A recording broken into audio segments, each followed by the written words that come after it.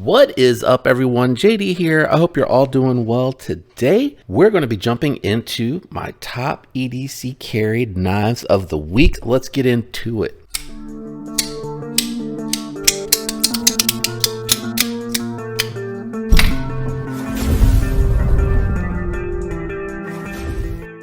So I'm just going to run through some of the knives that I carried this week, talk briefly about them, give you a little bit of an update, and a little bit about why they were in the pocket. So let's jump into it.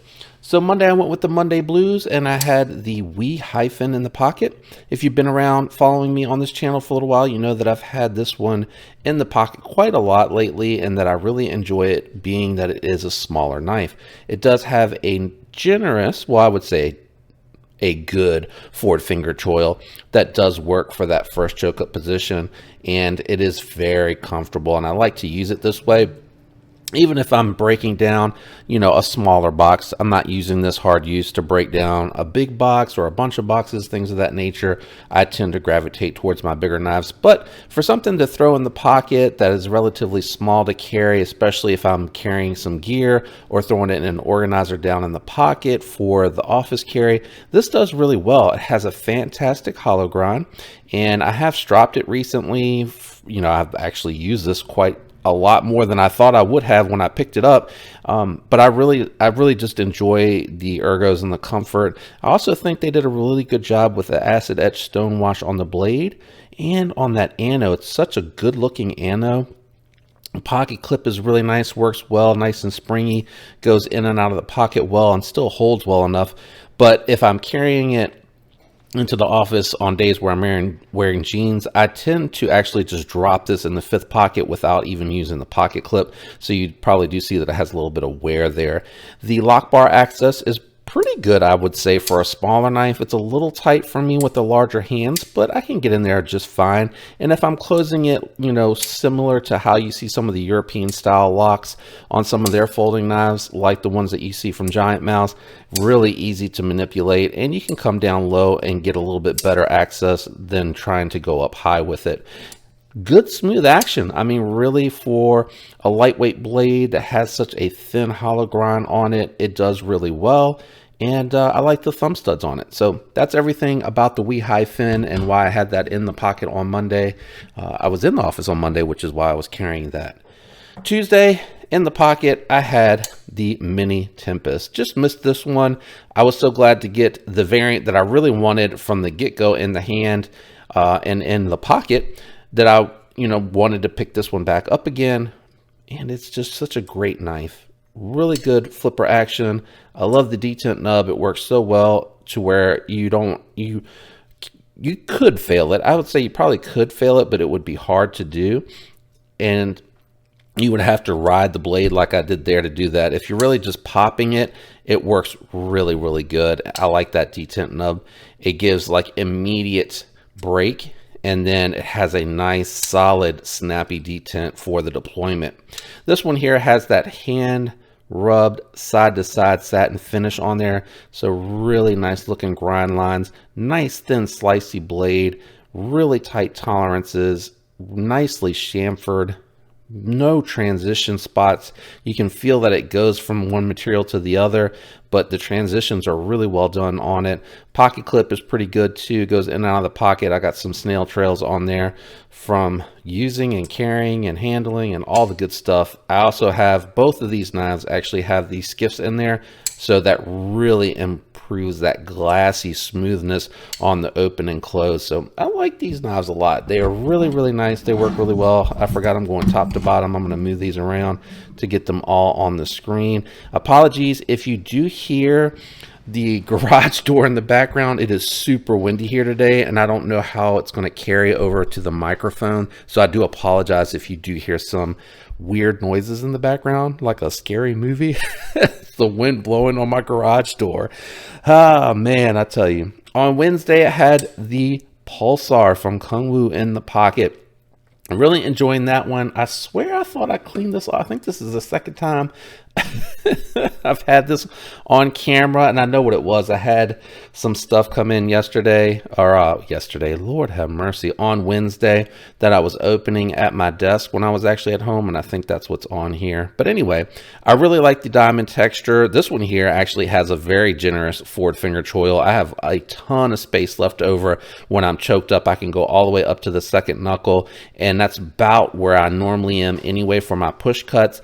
And it fattens up back here, which I really appreciate. It helps with the smaller fingers having that extra grip on there. Good chunkiness to it. Nice crown spine in front of the jimping. Gives it a really nice finishing touch, I feel like. Nice big belly. And super thin behind the edge, really, really thin. This thing is a slicer. I do have the regular or OE bearings. I put the strong ones on there. I did not like the way that it felt. I actually preferred it with the factory bearings. I did stretch them out just a little bit to make them feel a little bit stronger, but I just felt like the really heavy the really heavy Omega springs were too strong. I really just did not like the way that that felt. With these, I really like it. My only complaint about this particular knife is just I don't really like this pocket clip. For me, I probably would have said just do the wire pocket clip on this as well. I think the wire pocket clip probably would have went in and out of the pocket a little better too, because it is sitting on the diamond texturing. Now, if you don't have the one with the diamond texturing on it, it's probably not a big deal or no issue whatsoever. But it is a little pokey as far as that pocket clip. I like the low profile of it, and I like the way that it's short and it doesn't take up a lot of space. But I think, you know, to keep it deep carry, I would say go with the wire. And then if you want something that's solid, you could get the Lynch clip, as long as they make it to continue to fit that. I did have to modify that to fit on my X-Tau. I was trying to remember which one it was. The X-Tau, I had to modify it to fit, but it wasn't much grinding away at the feet to get that to fit in there. Thumb hole on this is really, really nice. I know a lot of people do not like crossbar locks because they don't like that it doesn't feel like it has a detent, but I feel like if you're doing a snap motion to open these and you're not trying to ramp up to do it, they tend to open better, and also you have to ride it out a little bit further, whereas if you're doing it like trying to flick off of it to get away from it, it's not going to feel as good as if you try to ride in, like push into the blade to open it. It feels much better that way to me. Plus, I like the fact that you can just use the lock to open and close it. I really have always liked that about the crossbar lock, that and the strength that it has over the other type of locks, because it has so much contact, 100% contact on the blade, making sure that it's really locked up solid. So I like that a lot. On Thursday, I did dual wield. Thursday, I had for thumb stud Thursday, the Umanzan.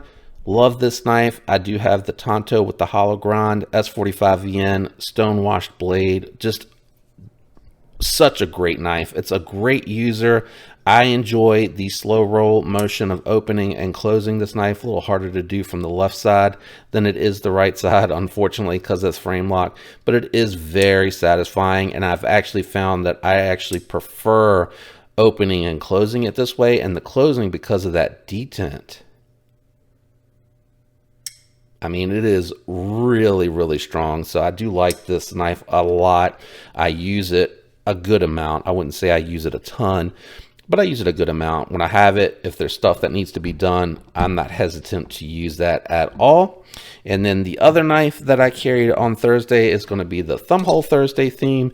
That is going to be my recently acquired MSI or Microtech standard issue M390 MK, which is their batch or specific for Microtech, whatever it is that they're doing with the formula for that. G10 that looks like micarta the way that they did that. And it's got this really interesting ram lock. It's like a hybrid between a crossbar lock and the ball cage lock that you find on the Manix 2, because it has that spring system, but it's still the lock bar instead of having the bearing that's riding on the back. And then this one here just rides on the lock. It's very simple, just like a crossbar lock does. It rides on there. Nice big stop pin on there, and I even like that they grooved that out. It's very cool looking. This one here has a little bit more breaking in that it needs to do in the unboxing video, which probably is not up yet. it was a little tight in the pivot, so it was not really smooth open and close.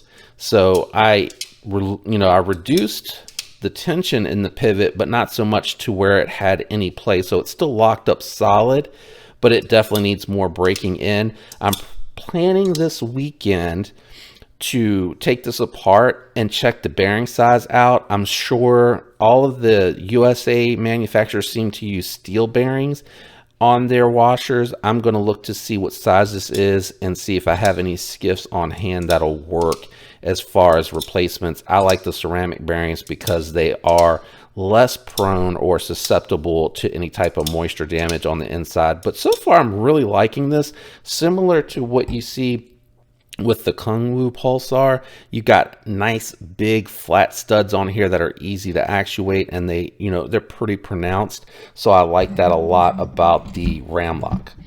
Let me reorganize everything as I have them tightly packed in here because I knew I had a bunch of knives to fit on here. But that was the other part of the dual carry on Thursday. I actually had the Zahn and an organizer down in the pocket from Art Company. They have, I forget what it is. It's one of the XLs. I think it's the Rambler XL, I believe that it fits in, but I'm not 100% sure with like a flashlight. But the way that his organizers are, they divide. So there's the materials in between the knife and the flashlight, so they're not rubbing against each other. And on Friday, I had the Relative. Just had to pick it up, throw it back in the pocket. Same reason that I wanted to pick up the Tempest. Just it had been a while, and it's still one of those medium to large. It's not quite medium, but it's not quite large either. It's a good size. It's like a large. I'm making up words now. Flat grind out on the tip, hollow ground in the center, giving you that full compound grind.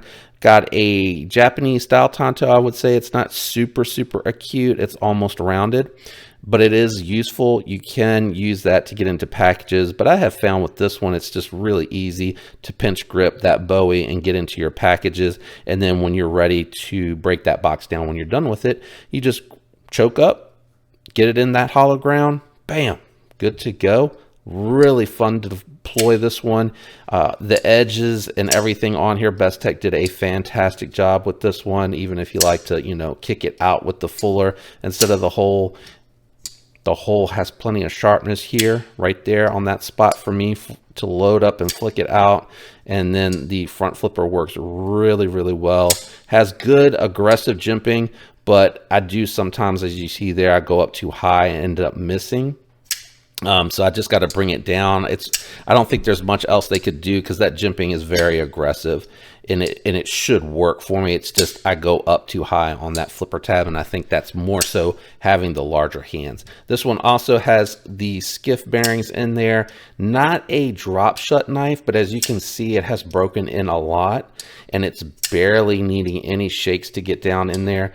Great lock bar access on here. It's so robust and chamfered out that I can get in it quite easily. And that was what was in the pocket on Friday. Oh yeah, the one complaint, I do catch a little bit going in and out of the pocket with that pocket clip. There's no landing pad on it. As you can see, it just right on the material, so it's kind of when it goes out, and every once in a while I'll lose my grip pulling it out, and it'll get to like about here, and I'll have that much out. I've had my heart drop a couple times because I thought I was going to lose the knife and drop it, and it probably is going to happen at some point. I would say since it's not reversible, that would probably be a version 2 thing I would do, is just a little landing pad there. I think that would be really good. Maybe even relief cut on the inside, just to make sure, like if you're catching it at an angle pulling it out, that you're not catching on those jumps. But that was what was in the pocket on Friday. That is my full week carry right there for you guys. Let me know what you think about my carries, but also let me know what you've had in your pocket, what you like that I have out here, what you like that you have, and do you have anything new and interesting coming down? There's a couple of things both in the budget realm and what I would call in the more premium realm that are very interesting to me. I almost pulled the trigger on the Maverick. DLT got it in stock. It sold out super fast, and I think my hesitation caused me to miss it anyway. But I was watching Jared's review from Neve's Knives, and he was talking about there's play in the up and down, and I can tell you that is not something that I encounter often.